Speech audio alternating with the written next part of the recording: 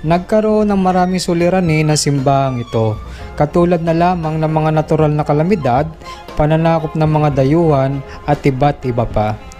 Ang matinding ang pinsala nangyari sa simbahang ito ay noong taong 1754, kung saan ayon sa kasaysayan ay nagkaroon daw ng malakas na pag-alboroto at pagputok noon ng Bulkang Taan, na sinundan pa ng malakas at sunod-sunod na lindol sa mga nakapaligid dito,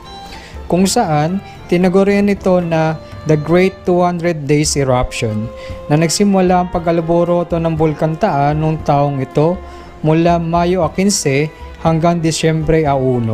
At dahil nga sa matinding pag-alboroto ng Bulkang Taal, nagkakaroon din ng malakas at sunod-sunod na pagyanig ng lupa, ay nawasak ang mga bayan na nakapaligid dito, katulad na lamang ng bayan ng lumang bayan ng Lipa, Taal,